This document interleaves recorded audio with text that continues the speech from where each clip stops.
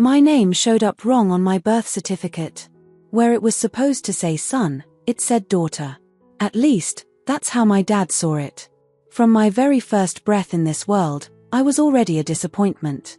"Sarah, go help your mom in the kitchen," my dad would order while Rachel sat in the living room watching TV with him. I was only 7 years old, but I already knew my place in that house. Rachel was born 3 years after me. I remember my dad's face when the doctor announced, "It's a girl." His expression crumbled like a sandcastle at high tide. Another girl. Another disappointment. But something changed when Rachel turned 2 months old. Suddenly, she became the perfect daughter. Maybe because her blue eyes reminded everyone of my paternal grandmother's, or because her cry sounded more delicate. I never understood why, but I noticed the difference. Subscribe to the channel and leave your like to get access to more stories like this. "Look how pretty she is," my mom would repeat to visitors, while I sat in the corner of the room, invisible like the oxygen everyone breathed without noticing. At every birthday, Rachel's gift was bigger. With every achievement, the applause for her was louder. I learned early that I'd have to build my own path, without counting on any support. Rachel, on the other hand, learned how to manipulate. A little pout here, a tear there, and my parents would bend over backwards to please her. In my teens, while I was studying to win a college scholarship, Rachel would ask my dad, "How much that scholarship I showed you?" And he would answer, "The price doesn't matter, my angel." I chose economics at college. My dad wrinkled his nose. "That's a course for men, Sarah. Why don't you do education like your sister?" I ignored him. It was the first time I made a decision that went against their expectations, and I felt like I'd opened the window of a room that had been shut for years. It was in college that I met David. Tall, smart, with a smile that lit up the whole auditorium. We got closer during a macroeconomics project. He really listened to me. He saw me for who I was. For the first time, someone paid attention to what I had to say. Our dating blossomed quickly. With David, I learned I could be loved without begging for attention. When we announced our engagement, 2 years later, I noticed something strange in my dad's eyes. "Finally, I'm gonna have a son," he said during our celebration dinner, raising a glass toward David. Not for me. Not for my happiness. But because he'd gain a son through my marriage.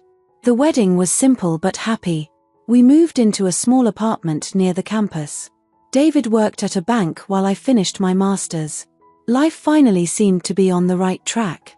That's when the questions started. "So, when are the grandkids coming?" My mom mentioned it on every call. My dad talked about genetic inheritance. Rachel, who was already dating a doctor, would give superior looks. "Let's wait until I finish my master's," I'd say, trying to buy some time. But the truth was, we were already trying. Every month, the same disappointment. After a year of failed attempts, David suggested we see a doctor. Tests, invasive procedures, more tests. Until the diagnosis fell like a sentence: primary infertility. My eggs weren't developing properly. The doctor's look was full of pity. David's was full of disappointment. I cried all the way home. "We can adopt, there are treatments," David tried to comfort me, but his voice carried a weight I'd never noticed before. We made the mistake of telling my parents. My mom covered her mouth with her hands, like I had announced a terminal illness. My dad looked away, unable to face his defective daughter. "But this has a solution, doesn't it?" my mom asked David, as if I wasn't there. Rachel hugged me, whispering I'm sorry, but her eyes shone with something I recognized immediately: superiority.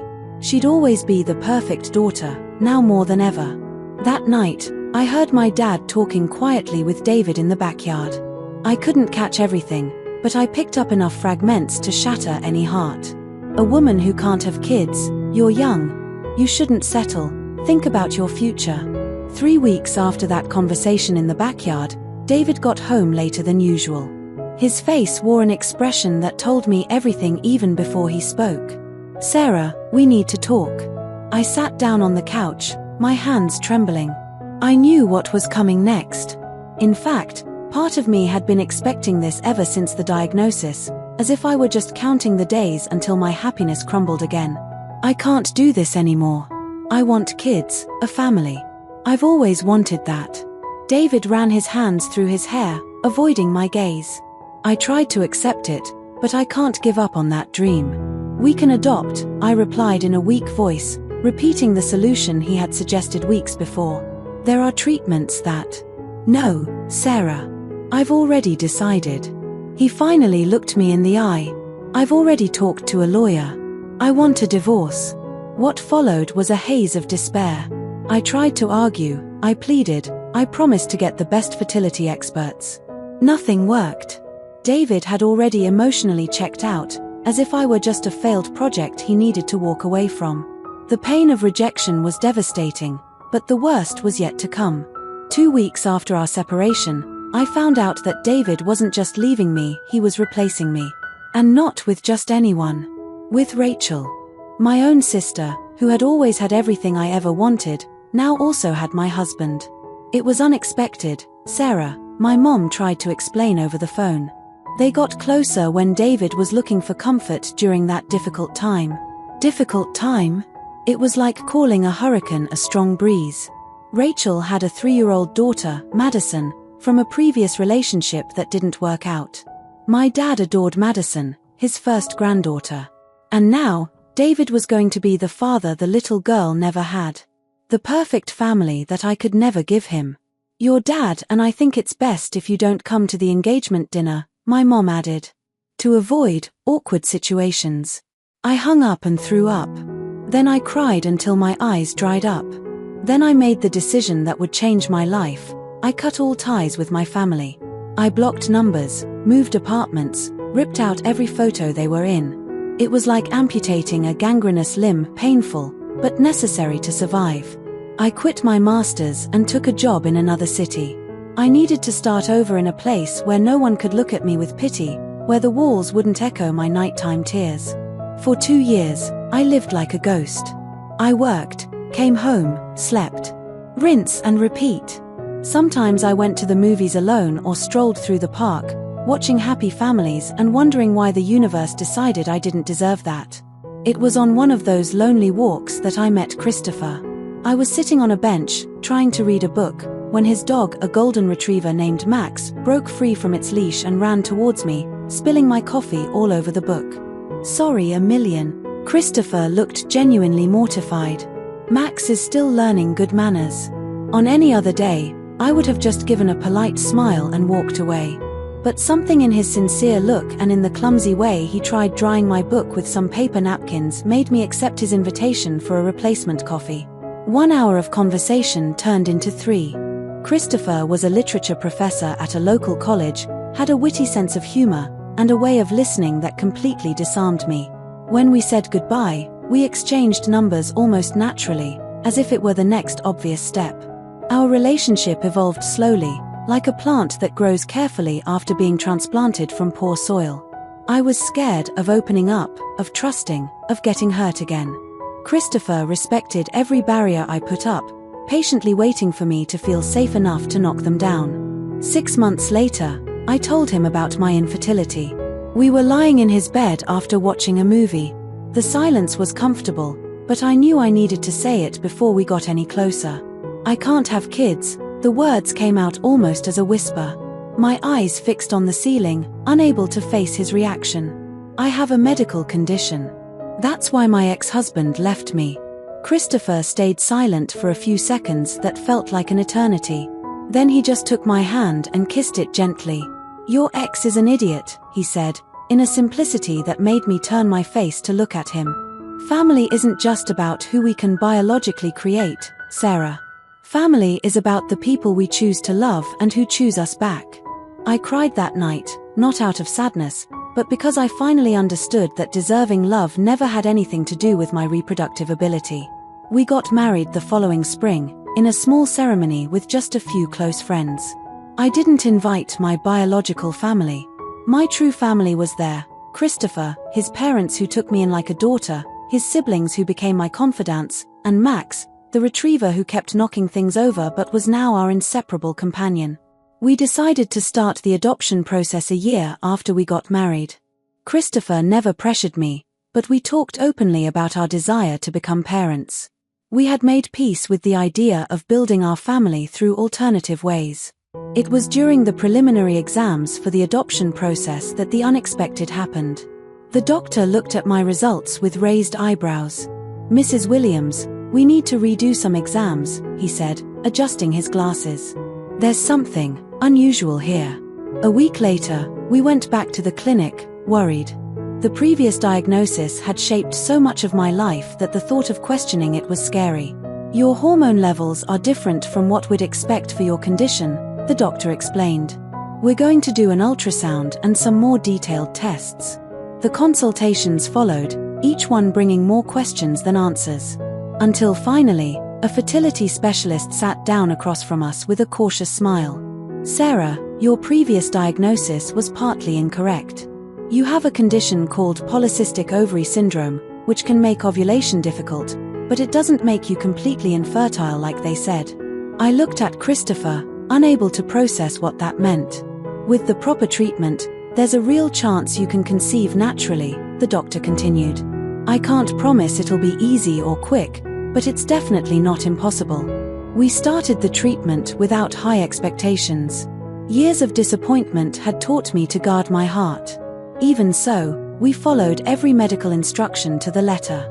3 months later, I felt dizzy after getting out of bed. The following week, my breasts were sensitive. I bought a pregnancy test more to rule things out than out of any real hope. When the 2 lines appeared, I collapsed sitting on the bathroom floor. Christopher found me like that, the test in one hand and the other covering my mouth, unable to articulate the miracle that had happened. Nathan was born on an autumn morning, after 36 hours of labor. When they put him in my arms for the first time, I completely understood what Christopher had said about family being a choice.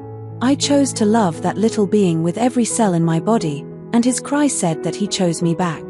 "He's got your eyes," Christopher whispered, sitting at the edge of the hospital bed, watching our son with admiration. "And your nose," I replied, gently running a finger along Nathan's delicate little face. At that moment, I knew that I had finally found my place in the world. It wasn't the apartment we shared or the city we lived in. My place was right there, in that perfect circle formed by me, Christopher, and Nathan. A family built not out of expectations or obligations, but by choice, acceptance, and unconditional love. Nathan had just turned 4 when the inevitable happened. We were at the shopping mall in the neighboring town, buying Christmas gifts, when I heard a familiar voice calling my name. I froze. I knew that voice as well as I knew my own. "Sarah, is that really you?" Rachel was standing just a few meters away from us, holding the hand of a girl who looked about 6. Next to her was Madison, now a preteen. David was nowhere in sight. For a moment, I considered pretending I didn't hear, picking up Nathan, and disappearing into the decorated shops. But Christopher put his hand on my shoulder, silently giving me strength. "Hi, Rachel," I said, my mouth dry. She walked toward us, her eyes fixed on Nathan, who was partly hiding behind my legs. "So, you have a kid?" Her voice had this mix of surprise and something I can only describe as envy.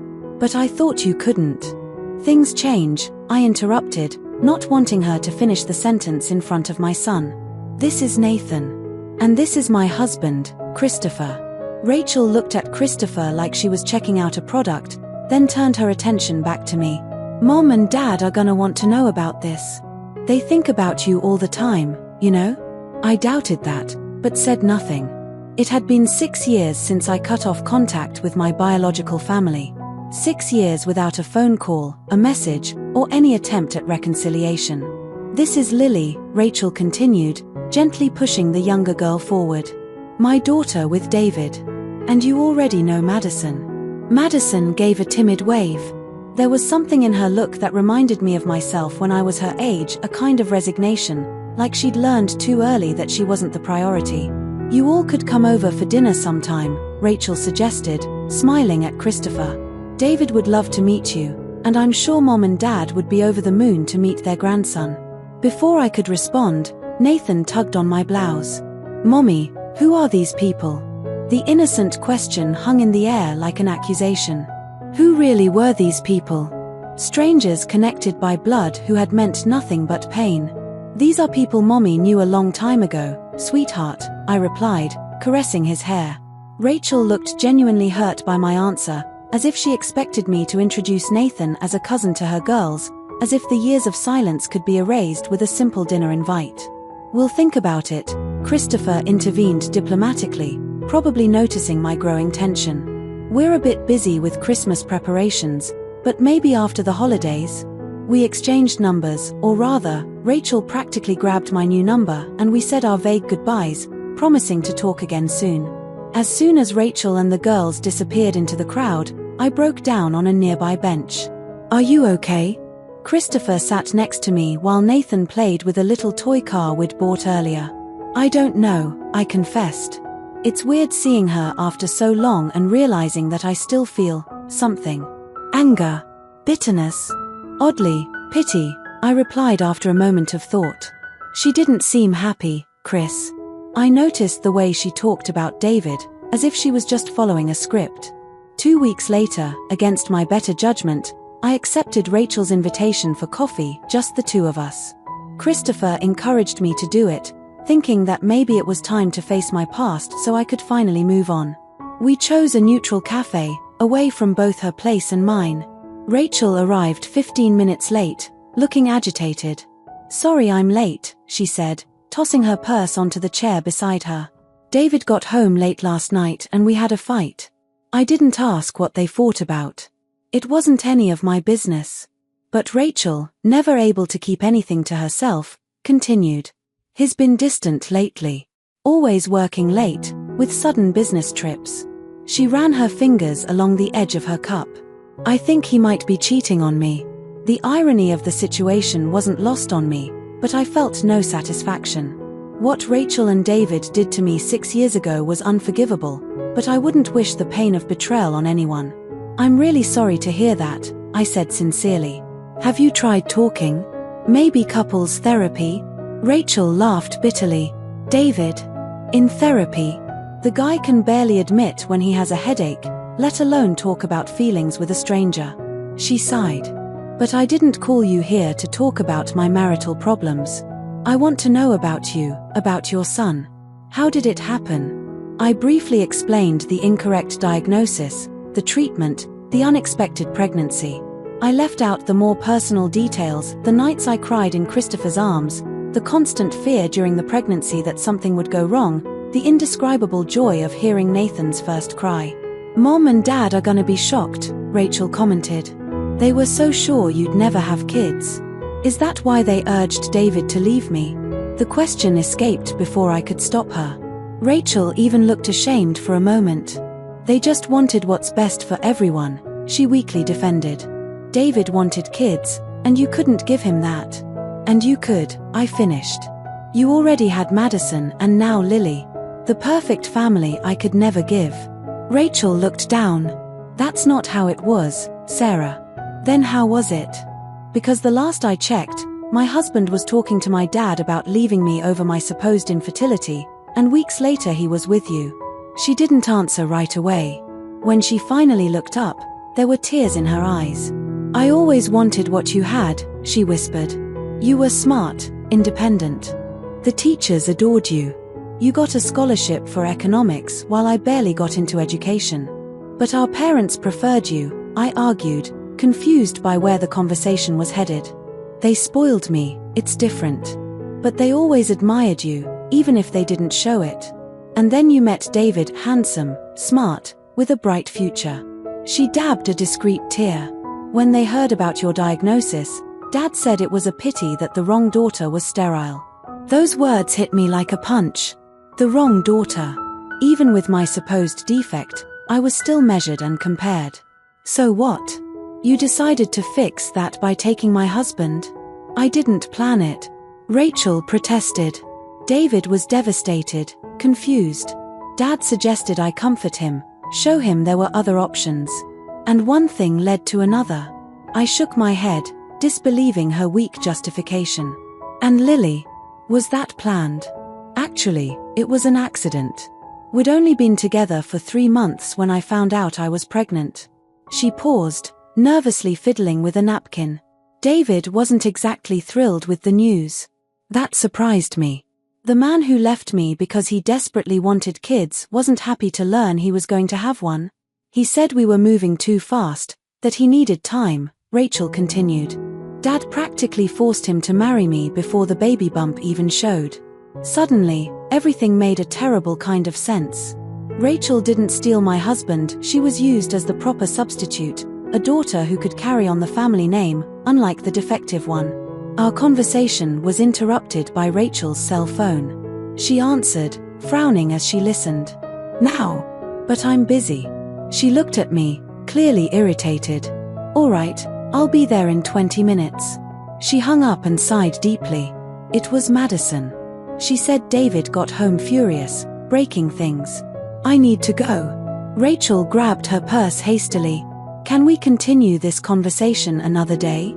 Something about the situation alarmed me. Rachel, if he's violent. No, David would never hurt us physically, she assured, though without much conviction. He just loses control sometimes. Especially when he drinks.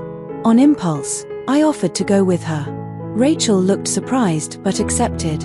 On the way to their place, the house I once dreamed of having with David, Rachel confided more details about her crumbling marriage. How David had grown distant after Lily was born, how she suspected he was cheating on her with his secretary, how my parents kept meddling, criticizing how they were raising the girls. When we arrived, we found David sitting in the living room, a glass of whiskey in hand, staring into space. Madison was upstairs with Lily. No sign of violence, just a palpable tension in the air. His eyes widened when he saw me. Sarah. Hey, David. What are you doing here? Before I could answer, he noticed the ring on my hand. You got remarried? Yes. I've got a son too. David visibly paled, as if he'd seen a ghost. But you couldn't have. Wrong diagnosis, I explained simply. A heavy silence fell over us. Rachel was the one who broke it. Why were you breaking things, David? Madison got scared. He downed the rest of his drink in one gulp. I found this in your purse. He threw a phone onto the coffee table. Who's Jason? Rachel turned as white as a sheet. He's a coworker. A coworker who texts you saying he misses your body? A coworker who sets up motel dates? At that moment, I realized I should leave. This wasn't my story anymore. It wasn't my drama. But before I could move, the doorbell rang. Who the heck could that be now? David got up, staggering slightly to the door. It was my dad. He came in uninvited and stopped abruptly when he saw me. Sarah. His voice was full of disbelief. What are you doing here? She was with me when you called, Rachel quickly explained. Dad, this isn't a good time. It's the perfect time, my dad interrupted. David, we need to talk about your tests. Tests? Rachel asked, confused. David seemed uncomfortable. It's nothing, just a routine checkup. Nothing, my dad laughed sarcastically. You call infertility nothing? Time seemed to freeze. I looked from David to my dad, unable to process what I had just heard. What are you talking about? Rachel demanded. David's tests, my dad replied impatiently. He has azoospermia, a complete absence of sperm. He's always had it. He's genetically infertile. Rachel slowly turned to David. But, what about Lily? And at that moment, as if all the pieces of a puzzle were finally snapping together, I understood the true nature of the betrayal. It wasn't just Rachel cheating on David now, she'd already cheated before. Lily wasn't his daughter. I think I need to go, I said, walking toward the door. This isn't my story to watch. I left that house feeling as if a huge weight had been lifted off my shoulders. There was no more perfect revenge than the truth simply coming out on its own. I went back to my true family. Christopher was waiting on the porch, Nathan playing with Max in the yard. The picture was so perfect, so genuine, that I felt tears of gratitude well up. So? Christopher asked when I sat next to him. So, I took a deep breath. I realized that family isn't determined by blood or by who can biologically create someone. Family is about honesty, respect, and unconditional love. I rested my head on his shoulder, watching Nathan run after the ball that Max was carrying. Subscribe to the channel and leave your like to get access to more stories like this. We're a real family, I whispered. Built on daily choices to love and respect each other. And that's more precious than any biological tie could ever be. Christopher gently kissed my forehead. We always were, he replied. Since day one.